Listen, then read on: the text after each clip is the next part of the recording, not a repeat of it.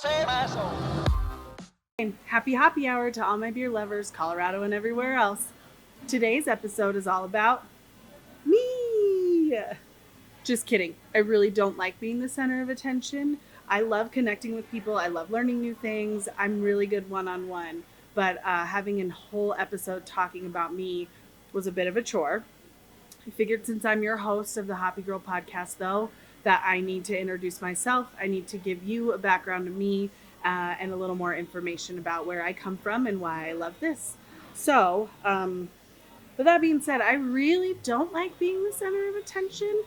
If you want proof, at my wedding, there was 7 whole other people there besides my husband, Phil, and I.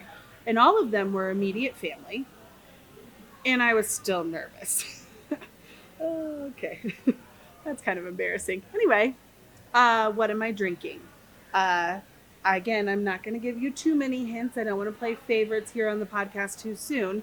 But what better beer to be drinking when I'm talking about myself than my favorite style of beer, Black IPA. So thanks to this brewery for basically brewing it for me. So thanks. Cheers, everybody.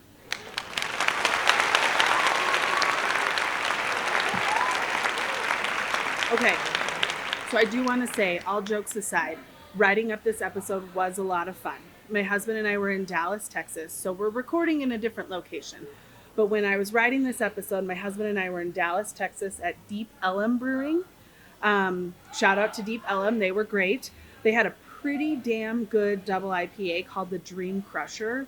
So ironically, what better beer to be drinking while trying to chase your dreams than a Dream Crusher? But it kicked ass. It was awesome. None of that's a lie. Phil, post a photo of us at that brewery so they can see that we're not lying, we're not joking, that it definitely happened. This was back in October 23. So anyway, Sparkly Computer, still there, still getting it done. Okay, here we go. Episode about me.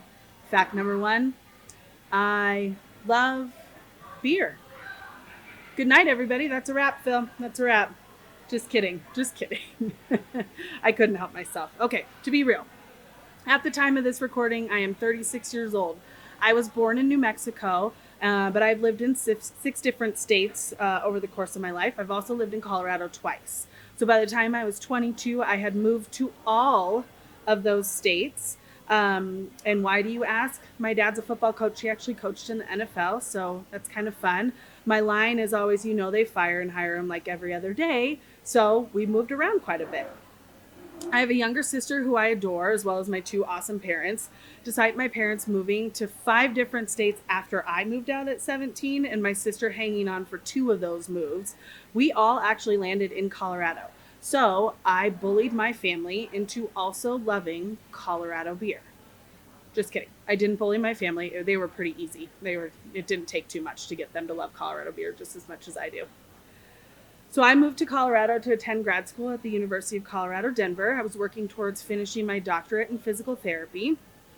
I am proud to say that I did finish in 2012. So I was 24 years old. I was graduating with my doctorate degree, and then I was licensed as a doctor of physical therapy in the state of Colorado a month after my 25th birthday. I'm proud of a lot in my life, but that is one of them, to have a doctorate degree that young and find a passionate career that I love. And yes, some of my friends do call me doctor. You guys know who you are. Cheers. So I am currently licensed in the state of Colorado as a physical therapist, and I still practice. I've had the best career thus far. I don't know how I lucked out, but I was able to be hired by who would become my mentor right out of physical therapy school. So I was a little baby physical therapist, and she took a chance on me. She eventually sold her practice after 2.5 decades, but I stuck by her side as long as I could for about a decade. And we went through everything together. We weathered threats of lawsuits, family tragedies, COVID, bad hires, difficult fires. We even, I shit you not, got ransom hacked one time. So we showed up on a lovely Tuesday after a Labor Day weekend. I had a group of students with me at the time, so I was also teaching for the University of Colorado and in clinic doing internship kind of stuff. And so eager students ready to learn, and we had no electronic medical record. So we operated for about 2 weeks without any sort of documentation, scheduling system whatsoever. Thankfully, for technology insurance, we were able to get it all back, but no joke, we got hacked. So anyway, it was crazy. It's been quite a ride. And yeah, so I'm still practicing today. I actually own a small, more boutique style physical therapy clinic. I operate pretty part-time. You'll find out why my time is so strapped here in a little bit. But I love seeing my clients. I love the community that I work for. And I'm lucky because my real job is pretty fulfilling. So cheers if you love your real job. Shout out what you love about your real job. Show notes. Okay, now to the romance. I met my husband, Philip, who you will hear from a lot. Say, hey, Phil.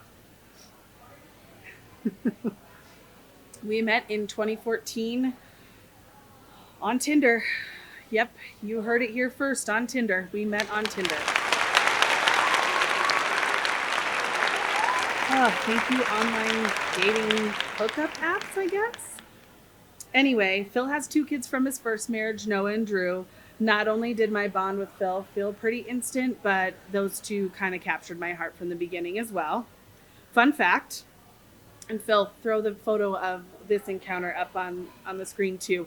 So when I met those 2 little stinkers for the first time, we were at Lone Tree Brewing Company in Lone Tree, Colorado.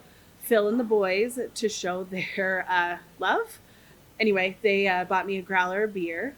And Drew, the younger of my 2 stepsons, was devastated when he found out that the growler had fallen out of my 1988 white Ford Bronco and shattered on the parking garage floor. So it's a wonder he still loves me, but he was pretty brokenhearted to find out that the growler did not make it home with me. So anyway, back to Phil. He's an extremely talented graphic designer, post-divorce, living in a small condo with 2 kids, figuring out how to run his business, which he has been running and continues to run since 2008. He had free time as a co-parent, so when the kids would go to their moms, he found he had this new amount of free time, and let's call it a challenge, but he wanted to, and according to him, he did, drink only craft beer for a year. Now I'm going to level with you. The man loves whiskey.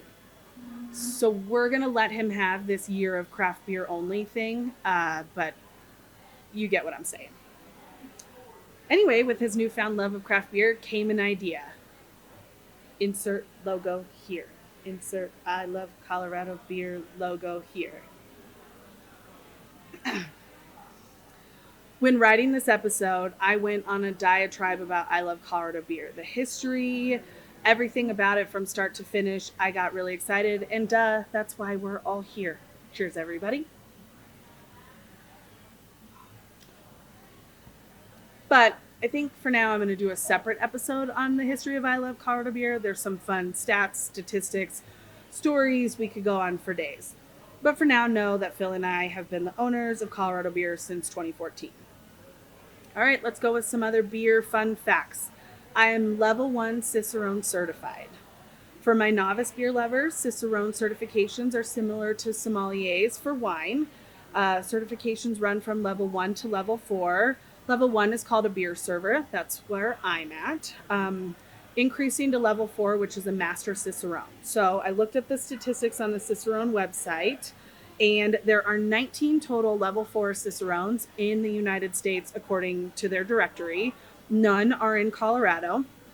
The next level down, a level 3, an advanced Cicerone, they had 9 in the state of Colorado. So level 1 I found was difficult enough, but I think a lot of people who love beer could get interested in the facts and do okay. It is obviously very difficult to get up to that level 3, level 4. Okay, let's take a cheers break, everybody.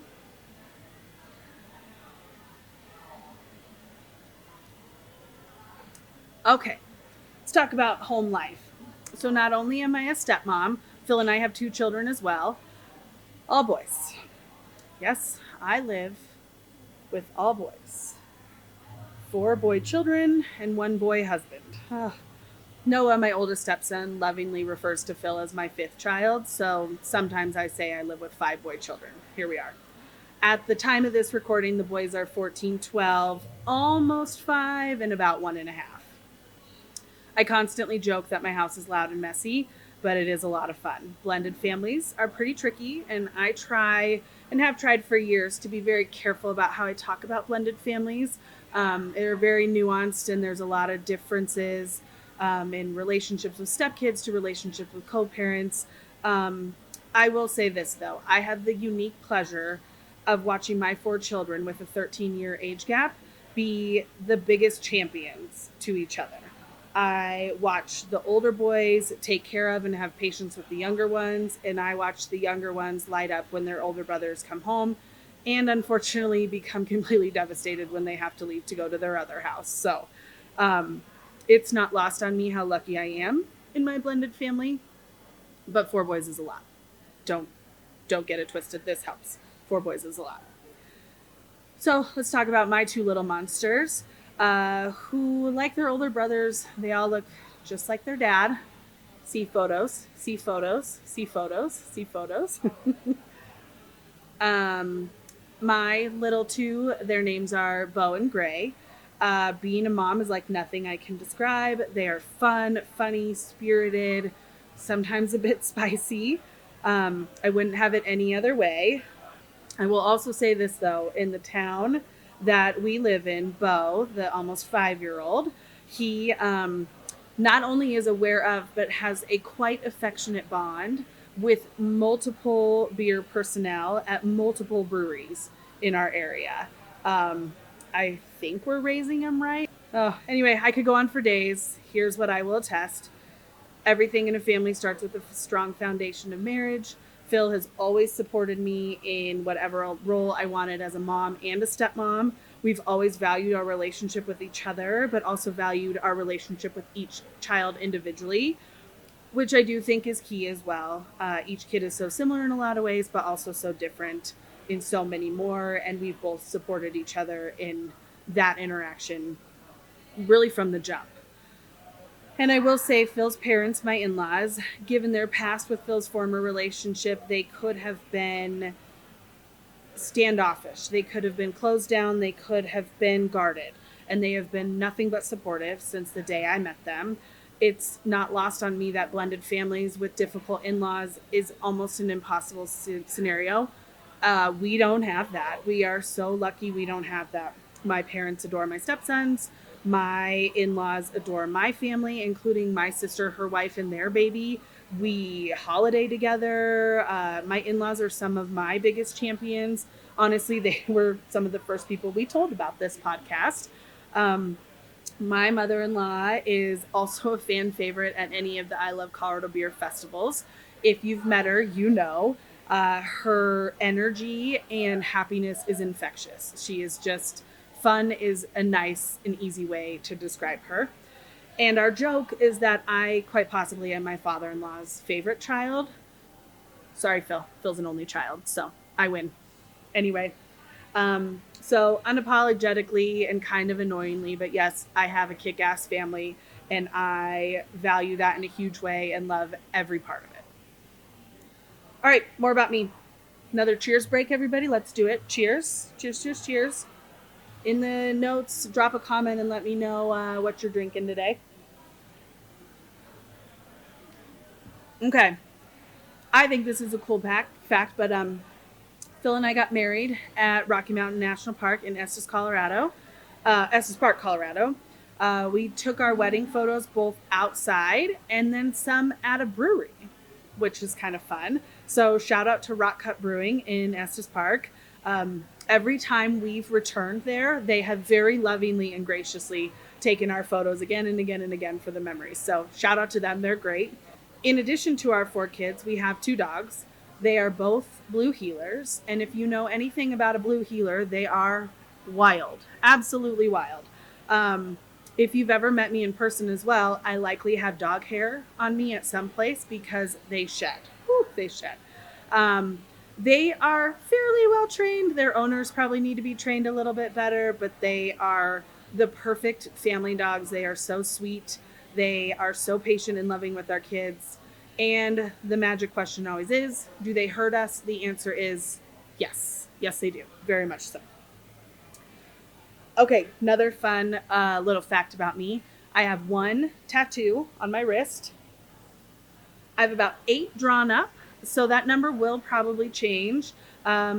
This one is a little bit special to me. So I have one nephew with my sister and sister-in-law who is the sweetest and cutest little baby. However, I do believe in chosen family too.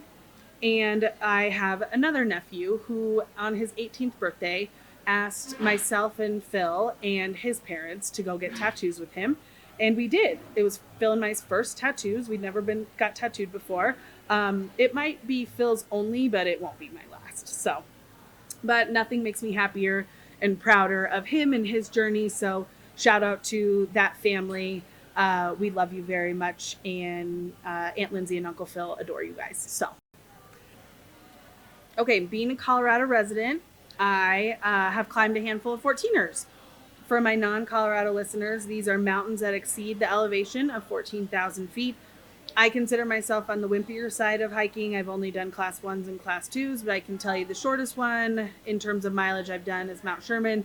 The longest one I've done is Pikes Peak. All right, for an odd passion of mine, I really enjoy true crime and more specifically true crime podcasts. I'm pretty obsessed, and if you want more details as to why, I can tell you I've been to a true crime conference, dragged Phil with me, and we enjoyed it. So there's that. I listen to and watch a lot of different ones. I'm always looking for suggestions, so please hit me up with your favorites if you also are a true crime lover. I'd love to share mine as well. But let's be honest, who doesn't love Keith Morrison? Insert Keith Morrison clip. This is a story about a crime that occurred a long time ago in Phoenix, Arizona. Happened in 1962. Okay, last but not least, why do I love beer? I think beer is a natural equalizer. I think the beer community is inclusive. I think there's space for everyone. I think everyone is welcome. Some of my best friends I've met at breweries. Some of my favorite memories have been at breweries, including photos from my wedding. Some of my funniest and happiest times were at beer festivals. I think beer helps build relationships the way that not a lot of other things do, all while keeping it fun. And that's kind of the goal of this podcast, is to build relationships, keep it fun, talk about beer, build a community. I don't think I'm an expert when it comes to beer, but I love beer, and I want to chat about how bringing beer to everyone, novice or expert, brings us together. So, cheers. All right, well, that concludes the episode about me today. I'm a pretty open book, so if you got more questions, hit me up in any of the comments. You can follow me on all the socials. I'm at Hoppy Girl Podcast. Please don't forget to like, review, subscribe, follow, all the good stuff. And look forward to seeing you next week. Cheers, beer lovers. Save my soul.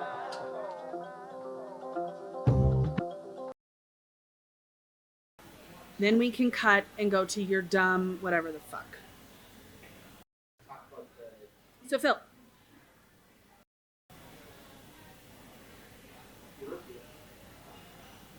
Very pretty.